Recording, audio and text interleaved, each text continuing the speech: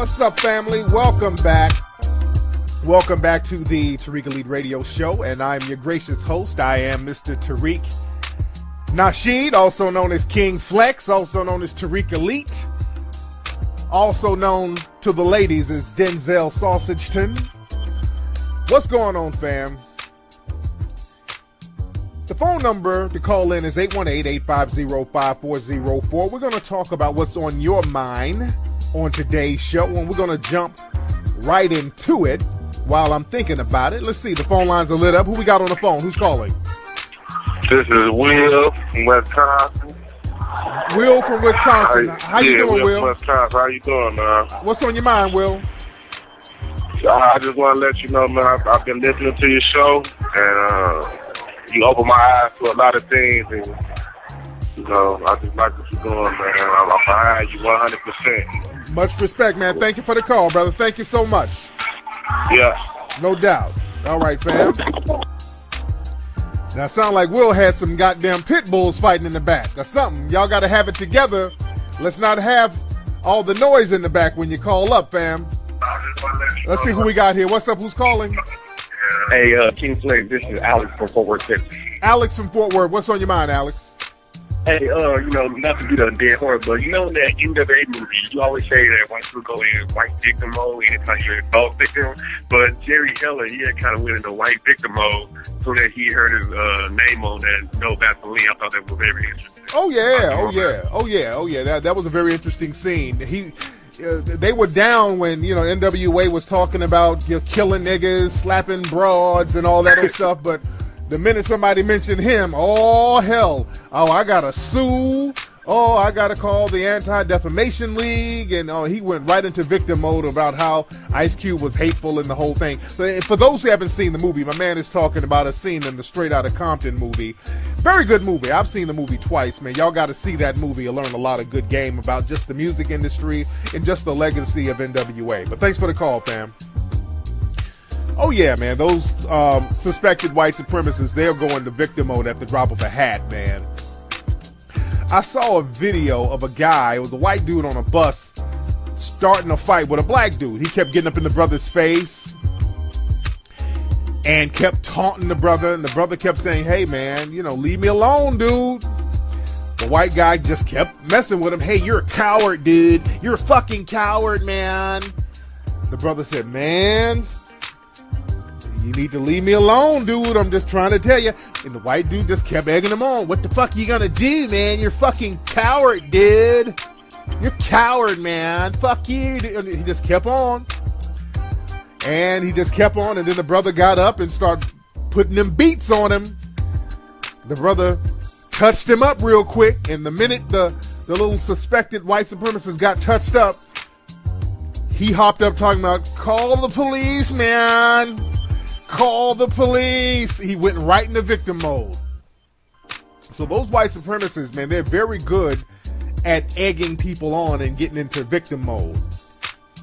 Now, a lot of people are talking about right now another Rachel Dolezal situation with a Black Lives Matter activist, and I use those terms in quotations, a guy named Sean King. There's some stories that came out today. It was trending on Twitter. I know TMZ picked up on it. A lot of the news outlets picked up on it. But a guy named Sean King, who's an activist, and he's a writer and a journalist. And Sean King, he's down with the whole Black Lives Matter people. And today they've outed him, quote unquote, as a white person pretending to be black. Sean King, his whole thing, I think he was saying that he was a very light-skinned person. You know, and I've seen very light-skinned black people who are black, but he claimed, from what I understand, that he was biracial. And some white supremacists outed him. You know, they've outed him. They found his parents, and they found some documents saying that he specified himself as being white when he was, I think, on an arrest record from some years back, and they just found a lot of documentation on the guy. They found some birth certificates of his father and the mother. They were both white. So this is another seemingly Rachel Dolezal situation of a white person pretending to be black. And a lot of people have been asking my opinion on that. And now let me first say this. Sean King has done a lot of great work. I'll give him that. Sean King has done a lot of great work. A lot of great work from Sean King. He seems like a very thorough gentleman. Now, the only issue I have with Sean King, because we corresponded briefly last year, and, I was riding with him real heavy at first, but something happened that kind of made me a little weary of dude, and I'm not trying to discredit anything from this guy. I'm not trying to discredit anything from him. But it was a correspondence that we had about a year ago, and I posted it on my Twitter page, that made me a little skeptical about him. And not to discredit anything from him, but just a little skeptical about him because, we were co-signing each other's activism. And y'all remember when some of those fake pretend feminists who's down with Black Lives Matter, when I started donating money to the people in Ferguson, some of those phony ass, fraudulent Black Lives Matter people got upset because they felt that I was taking their shine, and then they went on a little slander attack on me. They were trolling me on Twitter.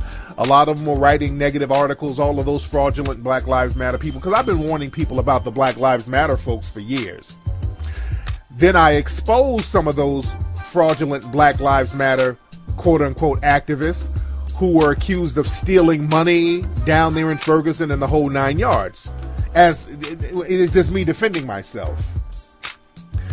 And Sean King kind of played Captain Save-A-Ho for some of the fraudulent Black Lives Matter people. He kind of hit me up on Twitter like, hey man, you can't disrespect them, man. They're doing so much good work. I said, whoa, hold on. What you talking about? You don't see them making all of these crazy attacks on me, brother? What you talking? It's Sean King. I'm like, what's with the whole caping thing you talking about? So that made me look at him differently from that point on.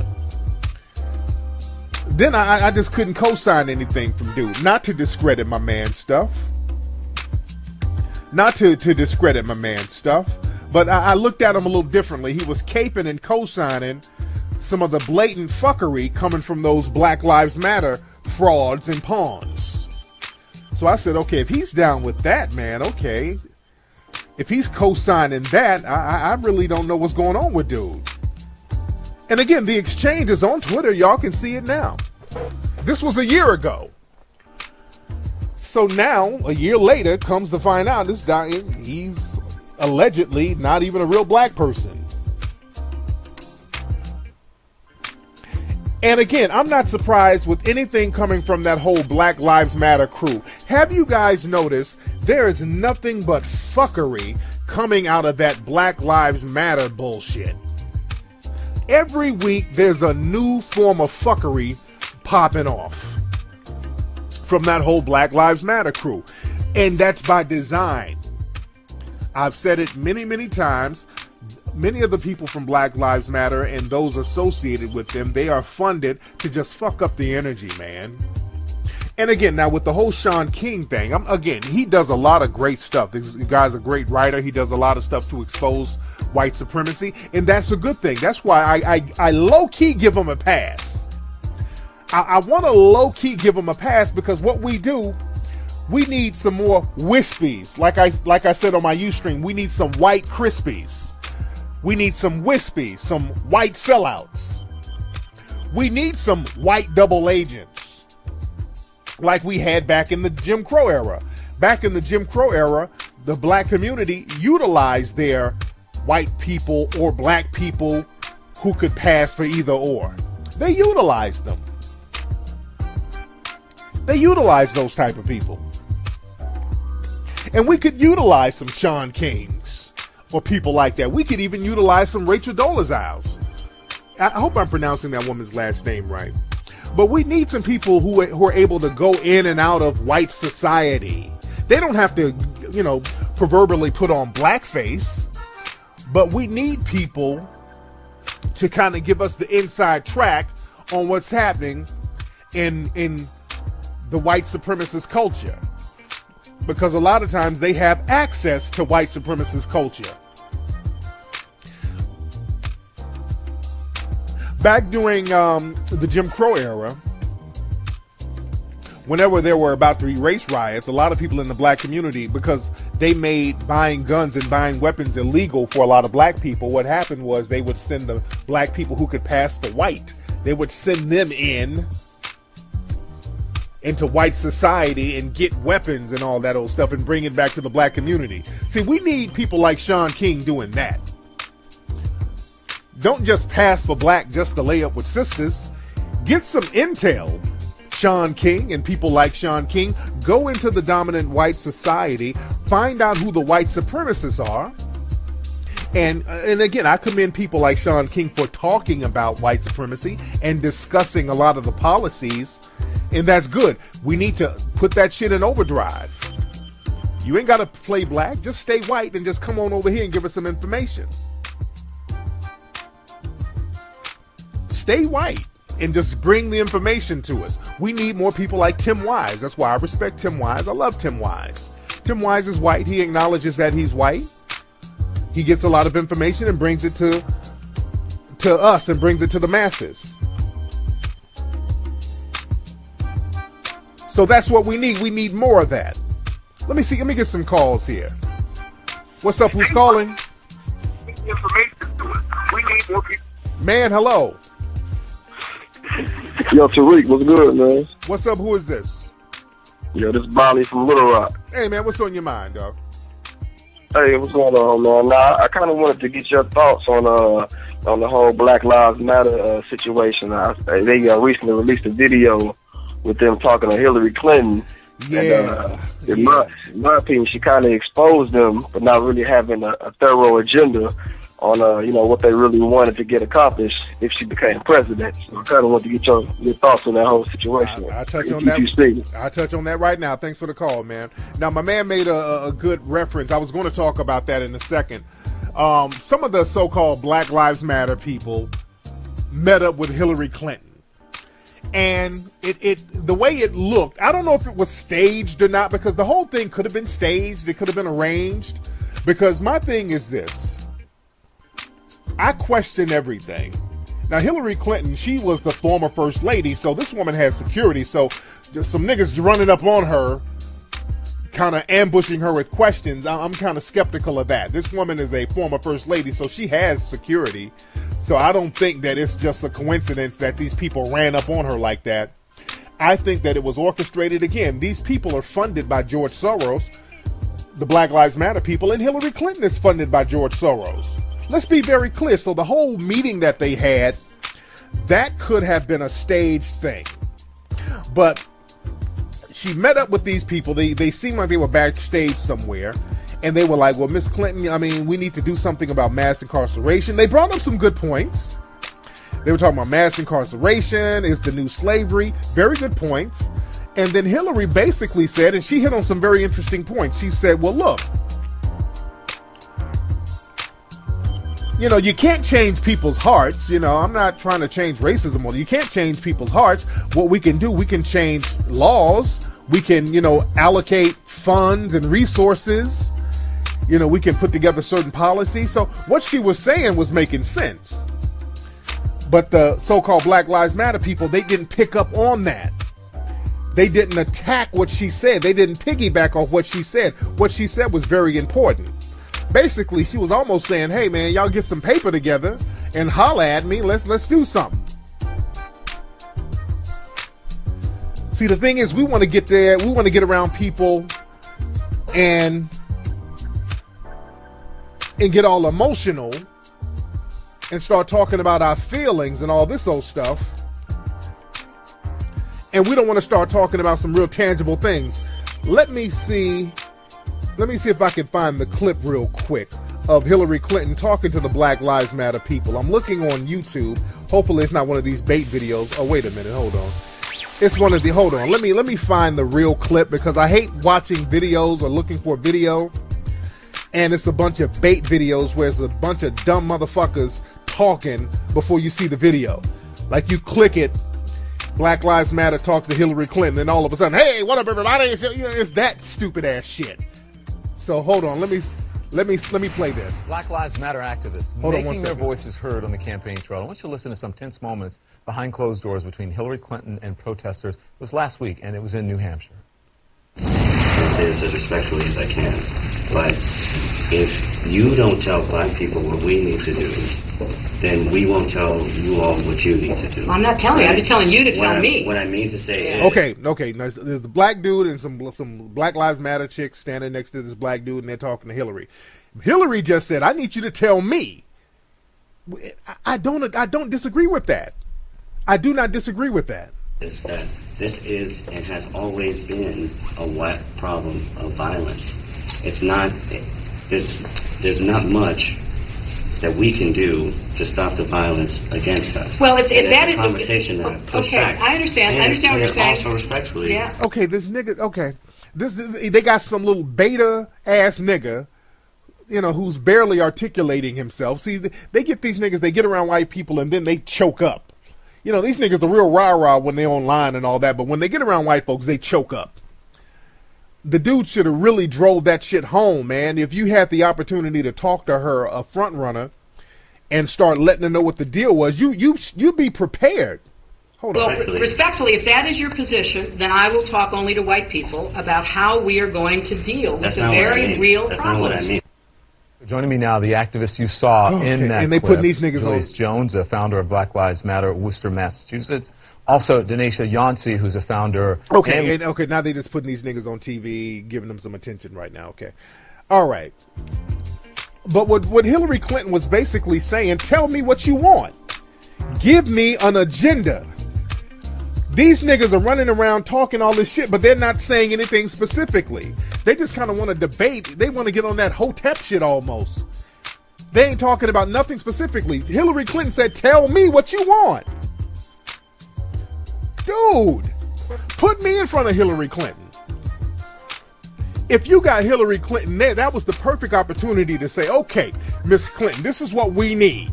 What we need, since we're talking about allocation of resources, we need resources to start black businesses, specifically for black people, not no minorities. That's the first thing you should say. If y'all ever see Hillary Clinton, I'm telling y'all what to say.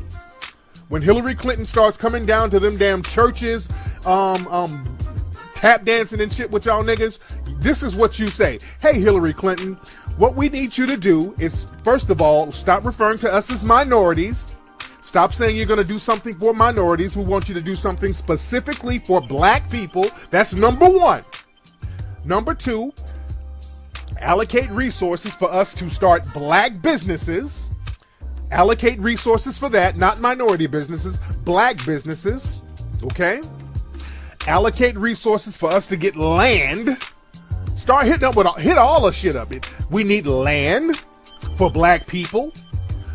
We need to be protected on that land, just like the Native Americans are protected on their land. We need you to look at the Treaty of 1866, where it shows that black people who are freedmen were supposed to get money, just like the Native American. You need to start hitting her up for some specific shit. Then start talking about, okay, this is what we want you to do about the prison system. We need to create a situation where the low-level offenders can get into halfway houses that we run, so allocate us some funding to run halfway houses for our people. That, man, put me in front of Hillary goddamn Clinton. I'll tell you specifically what needs to be done. Y'all got to get real specific and stop talking all this, but we want justice. We just want to be loved, because really y'all niggas just want attention. A lot of these niggas roll up and they just want attention and a pat on the goddamn head. They bundled and blundered a great opportunity, man. That was a great opportunity to really bring something to the table, and the motherfuckers dropped the goddamn ball, and now they all on CNN grinning, smiling like they done something. See, that's the thing. A lot of these niggas, man, these Black Lives Matter cats, they go out here and just bumble and blunder and really do nothing, and then walk around with this smug look. Hey, I'm out here in Ferguson. Hey, I just talked to Hillary Clinton. You didn't do nothing. You didn't accomplish a goddamn thing, man. And I think that's almost by design, man. They're put out there to not accomplish shit. My God. What's up? Who's calling? What's up? This is Hakeem from Philadelphia. Hey, Hakeem. How you doing, fam? I'm good. How are you? What's on your mind, Hakeem? I'm good. I just wanted to add something to the conversation about the Black Lives Matter performance, the tap dance on television where they were talking to Hillary Clinton. Yeah. Yeah, it was just it was an embarrassment, man. They were just happy to be in front of the cameras, and I saw as soon as they started talking about feelings and passion, and they wanted to know her personal, what passion she has for the issue, and it's just a bunch of nonsense, man. Fuck a passion, man. Exactly. Oh. Have passion for the blood in the streets of your people. Like, you can't expect these people to have passion for you or love or compassion or whatever they're talking about.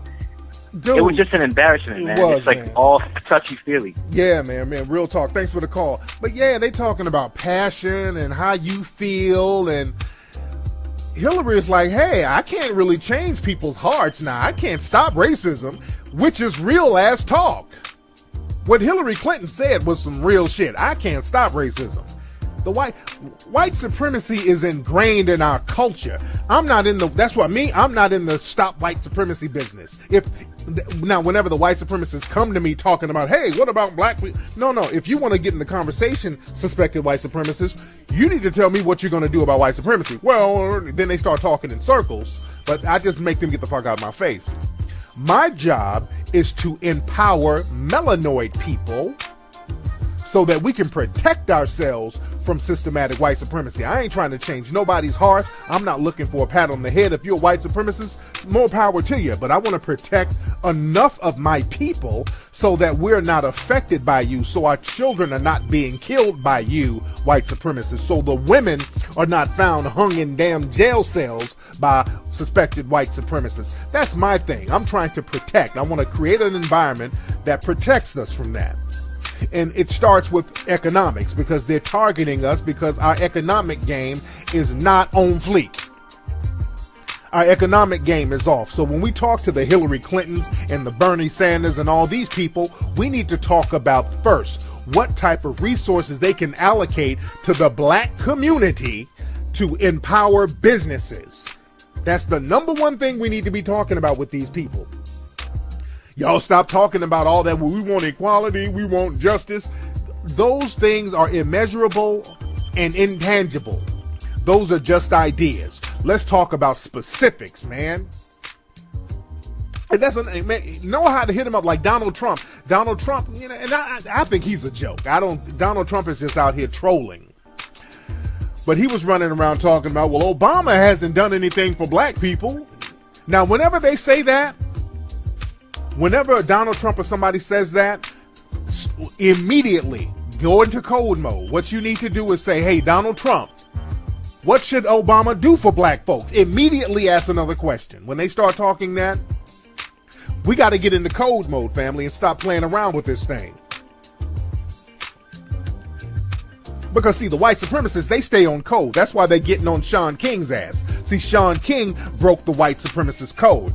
As a person in the dominant society who's supposed to uphold the system of white supremacy, you're not supposed to be a traitor to that system. See, Sean King is a white dude. They don't give a shit about him passing for black and all that. They don't give a shit about that. There's a whole bunch of white cats out here rapping and doing all this shit. They call them wiggers. There's so-called wiggers all over the place. There's white girls getting braids and all that. They don't give a shit about that.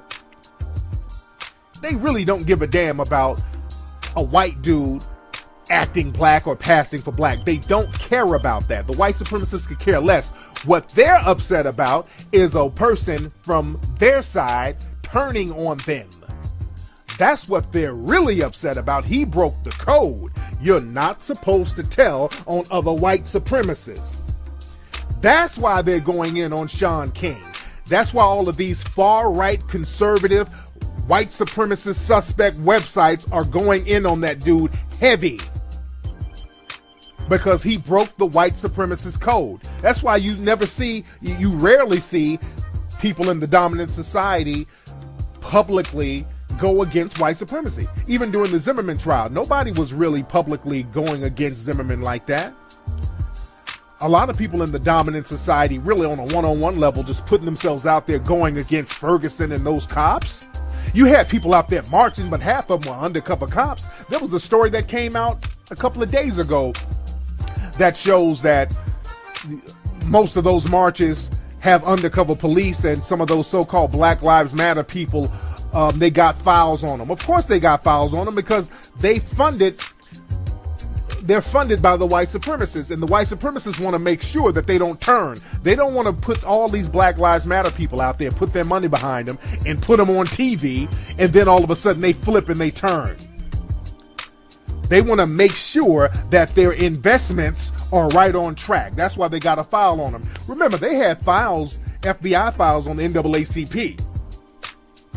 And NAACP is basically funded by the white supremacists. Damn near 100% funded by. It was started by white people. So just because they fund these people, don't think that they won't keep tabs on them and then ultimately turn on them. And that's another thing. These Black Lives Matter people, and they keep learning the hard way. They think just because the white supremacists are funding them that they won't throw them to the wolves after they're done funding them. That's a trick black folks have never learned. Black people don't think that, okay, this person's funding me, so I'm good. They'll turn on you at the drop of a hat. That's why they turned on Shaun King. They're turning on a lot of those Black Lives Matter people because they're starting to not need them anymore. You dig? They're starting to turn on the coons. They're starting to turn on the bed wenches out here. They're not playing games. See, the white supremacists, they have a code of conduct. If you turn against them, you go against them, they have a mechanism to ostracize. But we allow too much coonery to go on in our community. We allow people who are supposed to be black to pair up and sell us out to the white supremacists. Just like with that street harassment thing I've been warning people about for years. I saw a photo, a brother in New York sent me a photo of murals they're putting all around New York City talking about stop street harassment. They're painting murals on walls. Street harassment is about power, and they're doing it in all those places that they're going to gentrify. They are doing the shit like clockwork, family. They are doing it like clockwork. See, the thing is, black folks, we love being pawns in other people's games. See, we got to stop that pawn in the game thing. And that's today's theme. If you listen to the show, it's about not being pawns, because pawns are disposable. You can use pawns and then get rid of them when you decide to get rid of them. But in New York City, they've set the pawns up nice, and they set the street harassment campaign up nice. So now when it's time to gentrify all the Negroes up out of the neighborhood, because again, y'all got all those hipsters running around jogging and walking their dogs and smoking weed and all that, but you gotta understand, when these hipsters start putting their kids in school, they ain't sending them to your schools. They ain't sending them to school with your kids. That's when it's time to get your ass up out of there. Check out my brand new lecture called Code of Conduct. You can get that right now at TariqRadio.com. I go real deep into the codes and a lot of the stuff I'm talking about now. Y'all need to get that lecture. But like I said, they're going to start gentrifying brothers and sisters. And sisters, see, don't think that street harassment is just going to get at the brothers. That's another thing. Y'all think that street harassment campaign is just going to hit the brothers up. Oh, no, no, no. That's for the sisters too. As you see with the Sandra Blands and all these other sisters out here getting killed, they ain't holding off on just us. They getting you too. And what's going to happen when they get the whole street harassment laws in place? Y'all think it's all about a brother walking up saying, hey, how you doing, and making a woman feel uncomfortable. No. If you're a black man, they're setting it up so if you look at a white woman sideways, if you look at her and make her uncomfortable, that can be considered street harassment. They've never defined exactly what street harassment is. Street harassment can be just looking at somebody a certain way, and they can misinterpret that or reinterpret that as street harassment, and they can say, hey, I'm being harassed on the street by this guy, and they can come and shake you down, and all they got to do is say, hey, we got a street harassment call on this guy, so we were justified in violating this dude. See, they got to set up stuff to go around the Constitution. That's why they set up all these crazy laws for black folks, so that they won't specifically violate the Constitution. They do things to dance around that. Exactly. Somebody in the chat room said, black men, you can thank fraudinista. You can thank fraudinista. You can thank her. Exactly. That's a number one person you can thank for that. Sellout NBW. Fraudinista Jones. She was one of the main ones co-signing that. And they're going to be attacking black men and black women over that. Because y'all know all these World Star videos, y'all see sisters out here fighting in the street and all that. All you got to do is have a white woman call up and say, hey, 911, there was some negresses harassing me. They were going to beat me up. All these sisters have to do is look at a white woman wrong in New York, and they can get you too. So I say bravo to the white supremacists. I've been yelling about this shit for the last couple of years, but a lot of times we just have to wait until it pans out so that other black folks will believe it. So we got to get on our game and stop being pawns out here, family. Let me get a couple of more calls. And don't forget, man, also go to HiddenColorsFilm.com and get Hidden Colors 1, 2, and 3. What's up? Who's calling? Hey, Tariq. This is Idris. I'm TooSmooth_23. Your name is Idris? Yeah. Idris, where you calling from, Idris? I'm calling from Hoffman Estates. Where's that? Illinois. Actually, suburb of Chicago. There you go. What's on your mind, Idris? Man, first thing first, man, I want to commend you for all you've been doing, for the community and stuff. And, yes, I'm actually, I've been here since 96. I'm actually from the Ivory Coast, right by Ghana. Oh, cool. So, cool. Yeah, I was talking about the Black Lives Matter people. Yeah. They were, I saw the whole Hillary Clinton thing, and hold on, let me turn my radio down. Go ahead, brother. But yeah, like on the whole Hillary Clinton thing, I saw the video, but I kind of want to know, like, how should we, view their positioning? Because one thing that they kind of said, was it should be, like they're tired of it being, all lives matter, that it should be Black Lives Matter. Instead, like, how should we, like, what should I take from that? Because in a way, I'm kind of looking at it as in, like, they really shouldn't be talking to these politicians like Bernie Sanders or Hillary Clinton.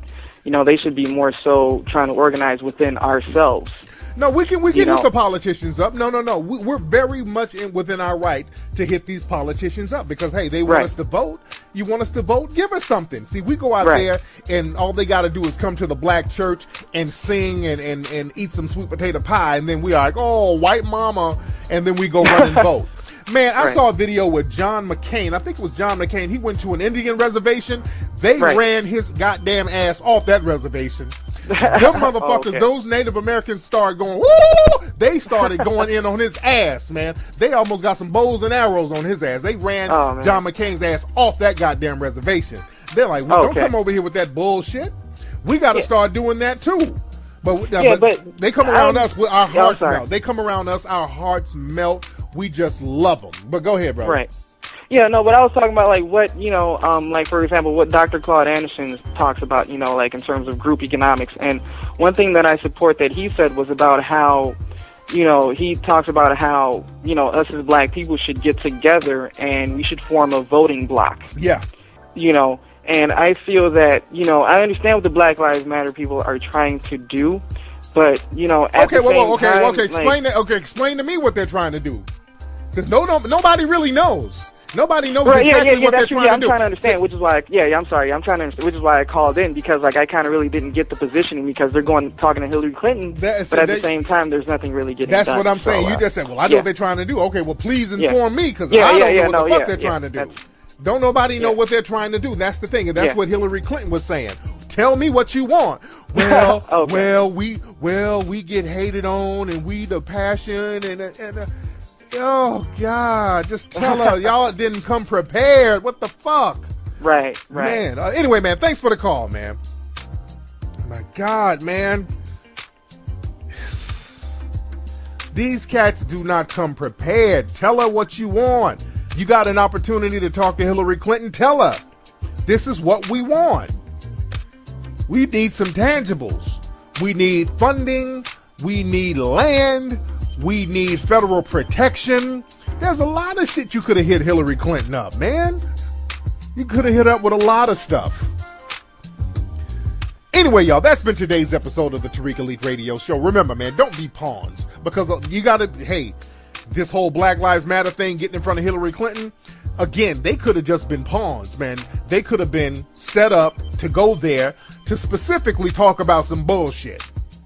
Because I don't put that past them either. That's why they're on TV now grinning and all that stuff. They could have got on TV and got put out there just to be pawns, to talk about some straight up bullshit and not talk about anything tangible. And this is why they're getting rewarded with attention. They know niggas love attention. All they got to do is put a camera on us and just parade us around when we ain't talking about shit and give us all the shine, and we eat that shit up. Anyway, y'all, go to TariqRadio.com, get my new lecture called Code of Conduct, and also you can get my lecture, International Racism. Very good lectures. And I'm going to have some more of my lectures posted up on my Tariq Radio website pretty soon. I'm putting a lot of my lectures up and all that good stuff. And I will holler at you guys on Ustream this Sunday. Peace, fam. You know, not to be the dead horse, but you know in that NWA movie, you always say that white people go in white victim mode anytime you're a dog victim. But Jerry Heller, he had kind of went into white victim mode so that he heard his name on that No Vaseline. I thought that was very interesting. Oh yeah. That was a very interesting scene. They were down when, you know, NWA was talking about, you know, killing niggas, slapping broads and all that other stuff, but the minute somebody mentioned him, oh hell, oh I gotta sue, oh I gotta call the Anti-Defamation League, and he went right into victim mode about how Ice Cube was hateful and the whole thing. But for those who haven't seen the movie, my man is talking about a scene in the Straight Outta Compton movie. Very good movie. I've seen the movie twice, man. Y'all got to see that movie and learn a lot of good game about just the music industry and just the legacy of NWA. But thanks for the call, fam. Oh yeah, man, those suspected white supremacists, they're going to victim mode at the drop of a hat, man. I saw a video of a guy, it was a white dude on a bus, starting a fight with a black dude. He kept getting up in the brother's face and kept taunting the brother, and the brother kept saying, hey man, you know, leave me alone, dude. The white guy just kept messing with him. Hey, you're a coward, dude. You're a fucking coward, man. The brother said, man, you need to leave me alone, dude. I'm just trying to tell you. And the white dude a year ago, and I posted it on my Twitter page, that made me a little skeptical about him. And not to discredit anything from him, but just a little skeptical about him because, you know, we were co-signing each other's activism. And y'all remember when some of those fake pretend feminists who's down with Black Lives Matter, when I started donating money to the people in Ferguson, some of those phony ass, fraudulent Black Lives Matter people got upset because they felt that I was taking their shine, and then they went on a little slander attack on me. They were trolling me on Twitter. A lot of them were writing negative articles, all of those fraudulent Black Lives Matter people, because I've been warning people about the Black Lives Matter folks for years. Then I exposed some of those fraudulent Black Lives Matter quote-unquote activists who were accused of stealing money down there in Ferguson and the whole 9 yards. As it's just me defending myself.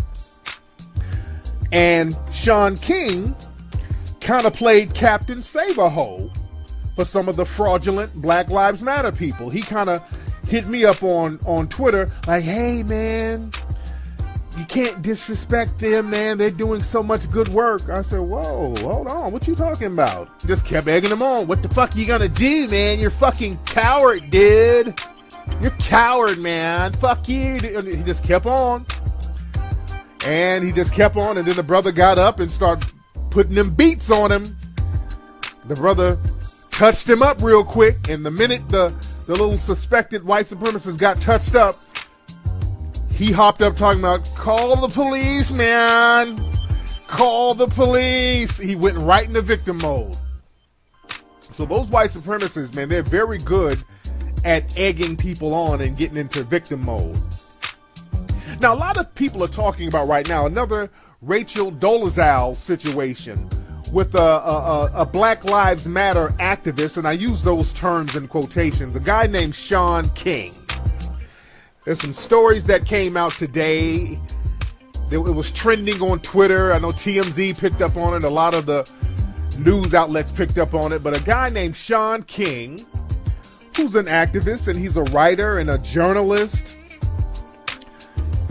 And Shaun King, he's down with the whole Black Lives Matter people. And today they've outed him, quote unquote, as a white person pretending to be black.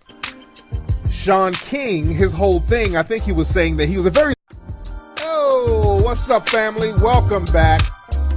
Welcome back to the Tariq Elite Radio Show, and I'm your gracious host. I am Mr. Tariq Nasheed, also known as King Flex, also known as Tariq Elite, also known to the ladies as Denzel Sausageton. What's going on, fam?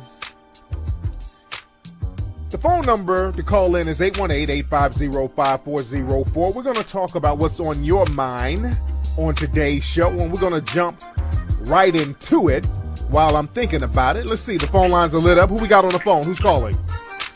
This is Will from Wisconsin. Will from Wisconsin. How you doing, Will? Wisconsin. How you doing, man? What's on your mind, Will? I just want to let you know, man, I've been listening to your show, and you opened my eyes to a lot of things, and, you know, I just like what you're doing, man. I'm behind you 100%. Much respect, man. Thank you for the call, brother. Thank you so much. Yeah. No doubt. All right, fam. Now, sound like Will had some goddamn pit bulls fighting in the back or something. Y'all got to have it together. Let's not have all the noise in the back when you call up, fam. Let's see who we got here. What's up? Who's calling? Hey, King Flex, this is Alex from Fort Worth, Texas. Alex from Fort Worth. What's on your mind, Alex? Hey, light-skinned person. You know, and I've seen very light-skinned black people who are black, but he claimed, from what I understand, that he was biracial. And some white supremacists outed him. You know, they've outed him. They found his parents, and they found some documents saying that he specified himself as being white when he was, I think, on arrest record from some years back, and they just found a lot of documentation on the guy. They found some birth certificates of his father and the mother. They were both white. So this is another seemingly Rachel Dolezal situation of a white person pretending to be black. And a lot of people have been asking my opinion on that. And now let me first say this. Shaun King has done a lot of great work. I'll give him that. Shaun King has done a lot of great work. A lot of great work from Shaun King. He seems like a very thorough gentleman. Now, the only issue I have with Shaun King, because we corresponded briefly last year, and, you know, I was riding with him real heavy at first, but something happened that kind of made me a little weary of dude, and I'm not trying to discredit anything from this guy. I'm not trying to discredit anything from him. But it was a correspondence that we had about a